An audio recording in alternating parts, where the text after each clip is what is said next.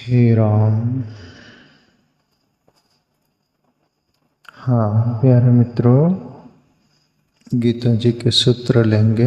अध्याय 3, श्लोक 24।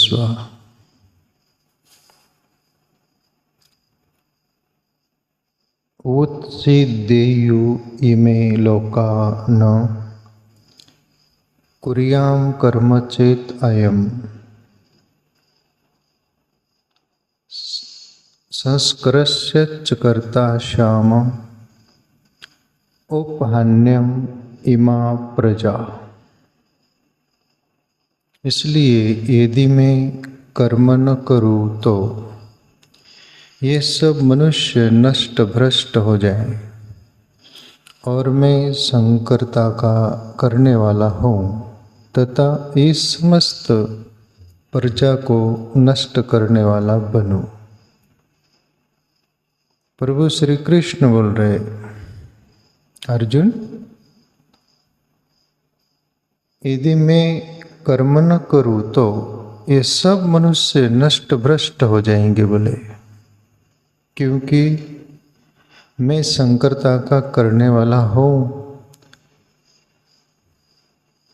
यानी मैं ही नहीं करूँ तो पहले ये दुनिया मेरा अनुकरण करती है और मैं उनको प्रेरणादायक कर्म करके न बताऊं और उनके सामने न रखूं तो ये दुनिया वर्ण संकरता को प्राप्त हो जाएगी और उसका जिम्मेवार मैं होऊंगा। इसलिए श्रेष्ठ पुरुष को कर्म करने के लिए प्रभु श्री कृष्ण बोल रहे हैं। कोई भी वरिष्ठ व्यक्ति हो, घर का मुखिया से लेकर राष्ट्र का, उसको समाज के सामने प्रेरणादायी सभी बातें रखनी चाहिए। कर्म के रूप में, व्यवहार के रूप में, नीति के रूप में, मति के रूप में, हर प्रकार से जो उसका दुनिया अनुकरण कर सके, क्योंकि श्रेष्ठ के पीछे ही दुनिया चलती है। प्राय आज 5000 वर्ष हो गए प्रभु श्री कृष्ण को वो गीता ज्ञान दिए अर्जुन को। उस लीक पर पूरा भारत चल रहा है, अदर लोग भी चल रहे सब। उन्होंने जो प्रमाण रख दिया था उस लीक पर चल रहे सब।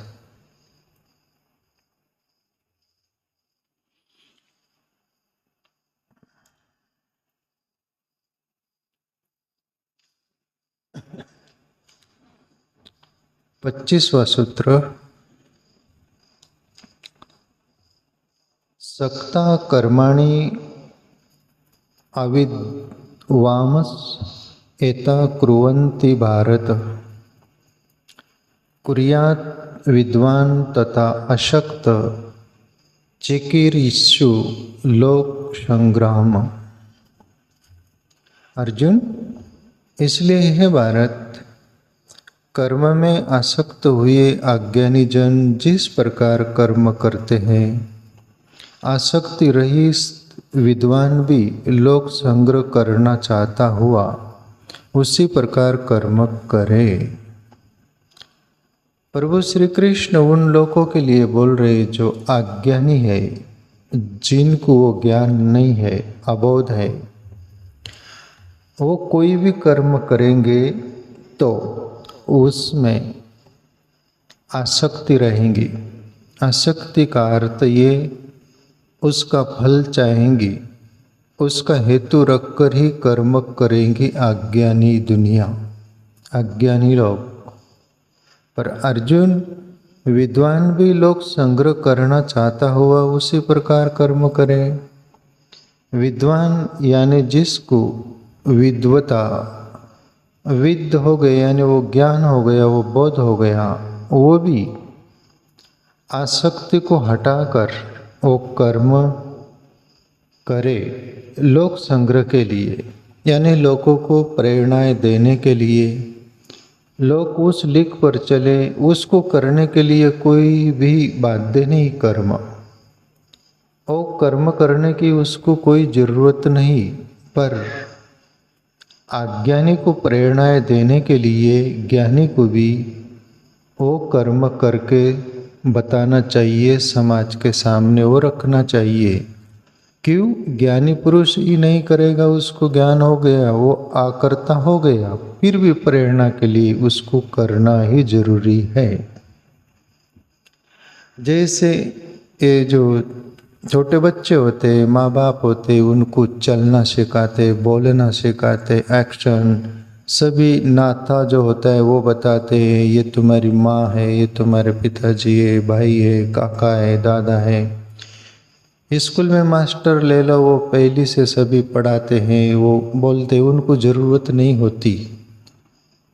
ऐसा ही ज्ञानी पुरुष को ज़रूरत नहीं होती, वो तो सक्षम हो गए सब तरह से। पर जैसे छोटे बच्चा असक्षम है, वैसे ही अज्ञानी लोग और सक्षम नहीं है, उनको प्रेरणा के लिए श्रेष्ठ पुरुष को ये सब कर्म करना ही चाहिए, वरना ये दुनिया भटक जाएंगी। पीछे वाली जो है हमारे पीछे, वो भटक जाएंगी, वो निठल्ला हो जाएंगी, वो कर्मच्युत हो जाएंगी, यानी कर्म से भटक जाएंगी। इसलिए प्रभु श्री कृष्ण प्रेरणाएं करते विद्वानों को भी।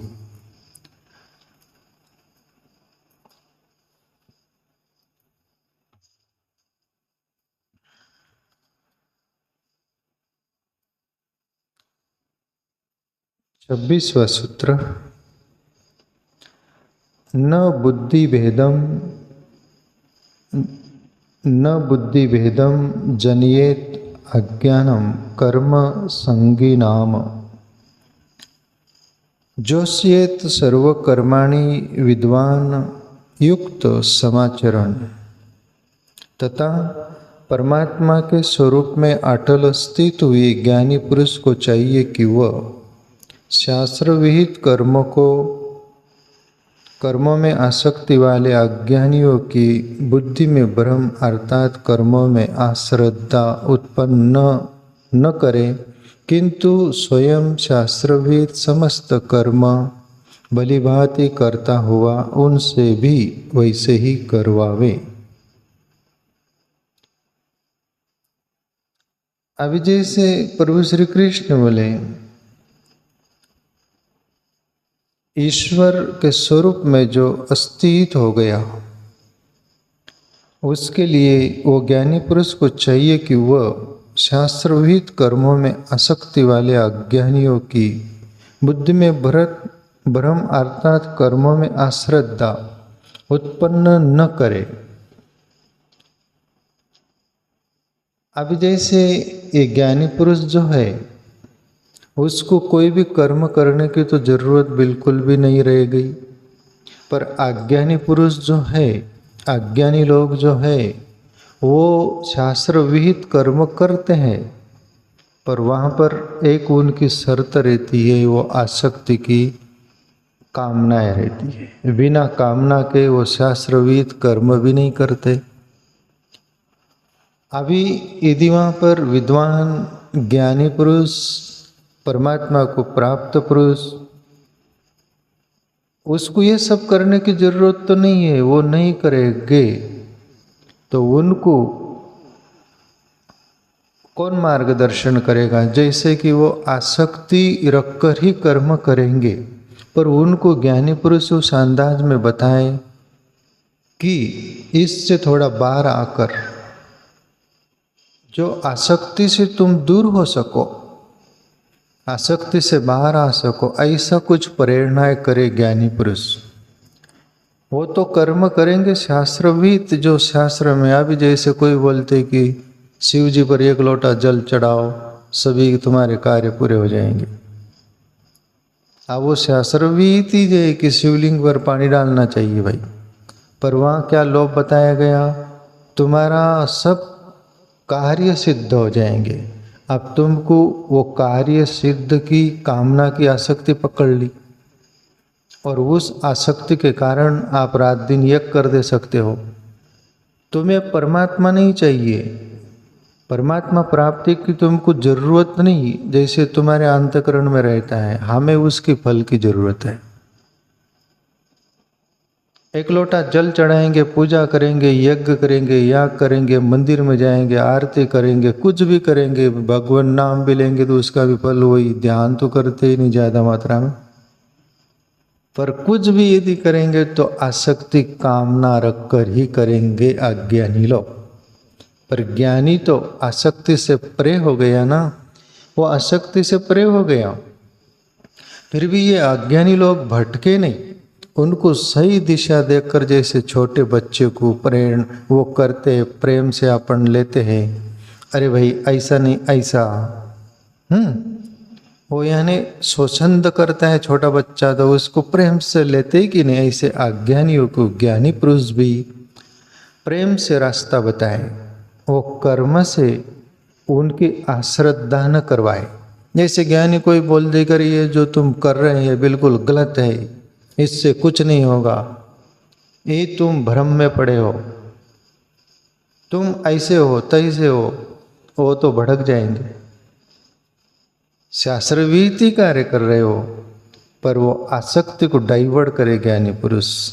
इस अंदाज में प्रभु श्री कृष्ण बोल रहे हैं। परमात्मा के स्वरूप में अटल स्थित हुए ज्ञानी पुरुष को चाहिए कि वह शास्त्रविद कर्मों में आसक्ति वाले अज्ञानियों की बुद्धि में भ्रम अर्थात कर्मों में अश्रद्धा उत्पन्न न करे, किंतु स्वयं शास्त्रविद समस्त कर्म भलीभांति करता हुआ उनसे भी वैसा ही करवावे, यानी सही क्लीन ढंग से। 27वां सूत्र।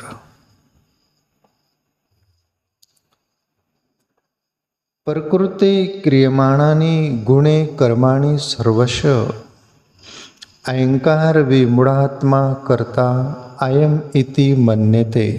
और हे अर्जुन, वास्तव में संपूर्ण कर्म सब प्रकार से प्रकृति के गुणों द्वारा किए जाते हैं, तो भी जिसका अंतकरण अहंकार से मोहित हो रहा है, ऐसा अज्ञानी मैं करता हूँ ऐसा मानता है। प्रभु श्री कृष्ण बोल रहे हैं, अर्जुन, संपूर्ण कर्म सब प्रकार से प्रकृति के गुण द्वारा ही किए जाते हैं। यानी प्रकृति के गुण क्या? जो तुम्हारा प्रारब्ध संस्कार के अनुसार तुम्हें जीवन मिला है, और तुम्हें जो तुम्हारे स्वभाव की प्रकृति, तुम्हारे अंतकरण की प्रकृति, तुम्हारे गुण धर्म की प्रकृति, जो तुम्हारी नीति की वो प्रकृति, उसके अनुसार ही आप कर्म करोगे। आपने आप होगा, वो आपको करने की जरूरत नहीं। बलात् जिसकी प्रकृति जिस ढंग की होगी, जिस अंदाज की होगी, वो वैसा ही कर्म करेगा, वैसा ही बरतेगा। उसमें कर्ता और आकर्ता का कोई सवाल नहीं आता। पर प्रभु श्री कृष्ण यहाँ पर बोल रहे कि वो सभी गुणों में ही वृत्ति है, उनकी प्रकृति के अनुसार जो गुण है उसमें ही वो अपने आप स्वचालित क्रियाएं होती है, कार्य होता है, उसमें कर्ता ज्ञानी मानता नहीं। पर अज्ञानी क्या मानता है कि मैं कर रहा हूं, जो भी कुछ कर रहा है वो बोलता है मैंने किया, मैं कर रहा हूं, मैं नहीं करूं तो होगा नहीं, मेरे बगैर चलेगा नहीं। ये अज्ञानी की बड़ी फजीता। वैसे ही जैसे रथ जुता हुआ है, उसमें 6 घोड़े जुते हुए हैं, मतलब और रथ में, और वो घोड़े रथ को दौड़ा रहे हैं। खील पर मक्की बैठी है, वो जो पहिए की कील जो होती है ना, उस पर मक्कियाँ बैठी है। मक्की बुक ठोकती है कि वाह, अपनी भी क्या ताकत है, अपनी भी क्या पावर है, ये रथ को कितना अपन चला, क्या धूल उड़ रही, अपन शक्तिमान है। मक्की बुक ठोक देती है। अभी जरा सोचिए, मक्की रथ चला रही, मक्की से वो धूल उड़ रही, घोड़े खींच रहे, घोड़े से चल रहा है रथ, सब कुछ। मक्की कील पर न बैठते हुए वो बीच में बैठ जा, आराम से बैठ जा। खिल पर बैठे हुए ही लोग बुक ठोकते, काने कोपरे में रहने वाले। तो ऐसे ही अज्ञानी बोलता है कि मैं कर रहा हूं, रथ को ही खींच रहे, अज्ञानी बोलता है मैं कर रहा हूं, है ना। तो प्रभु श्री कृष्ण बोले अर्जुन, अज्ञानी पुरुष यही मानता है कि मैं कर रहा हूं, पर वो करता बिल्कुल भी नहीं, आकर्ता भी नहीं, गुण ही गुणों में बरत रहे। आपकी जैसी प्रकृति होगी, जैसा संस्कार हो, उसके अनुसार अपने आप होगा, वहां पर न्यूट्रल नहीं होता, हो गियर में गाड़ी रहती है।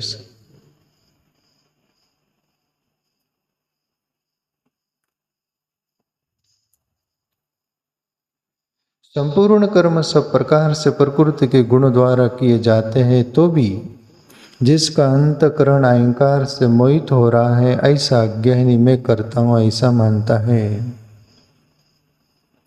अंदर अहंकार करता धरता अपने को मानता है प्यारे मित्रों। इसलिए अहंकार कोई भी क्षेत्र में अपने को ही करता धरता मानता है, और अहंकार मत रहने दो तो फिर ये शब्द आएंगे जैसे मराठी संत बोले, तुझ करता आणि करविता शरण तुला भगवंता। प्रभु तू ही करता है, तू ही करवा लेता है, मैं आपकी शरण हूँ, ये शब्द निकलेंगे यदि अहंकार नहीं होगा तो। अहंकार होगा, अच्छा हुआ मैंने किया, बुरा हुआ तो परमात्मा ने किया। जो भी कुछ अच्छा किया, शुभ किया, और सामने वाले भी हो तो मैंने किया, और बुरा हो गया तूने किया। समाज पर और परमात्मा पर अज्ञानी थोपता है बुरे को, अच्छे को अपने पर लेता है, ये फर्क है। 28वां सूत्र,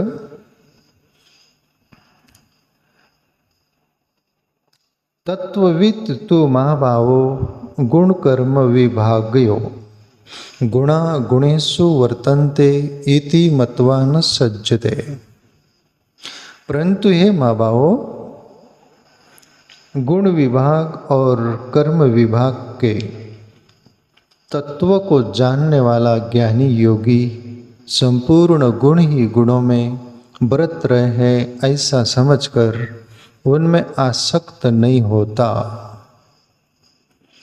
पहली बात, पहले सूत्र में अज्ञानी के प्रति बोली गई प्रभु श्री कृष्ण वो बातें, अब ये ज्ञानियों के प्रति।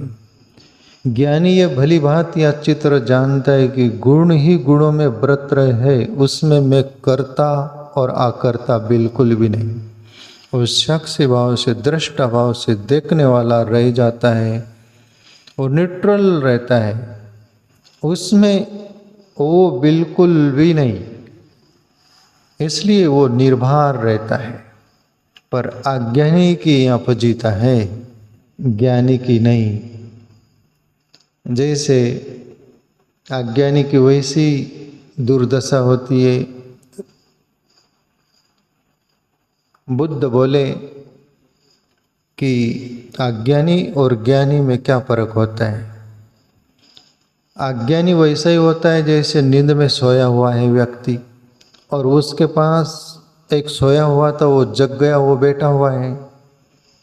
और अज्ञानी जैसे सोया है नींद में बिल्कुल, और नींद में वो अज्ञानी को जैसे स्वप्न आ रहा है वो सोया हुए व्यक्ति को, और वो हाथ पैर तड़पा रहा है, छाती ठोक रहा है, चिल्ला रहा है, चिक रहा है, जैसे चिल्लाए भी नहीं जा रहा, पर उसकी फजीता जो हो रही है, वहाँ उसके पड़ोस में बैठा हुआ देख रहा है इसको क्या हो रहा है।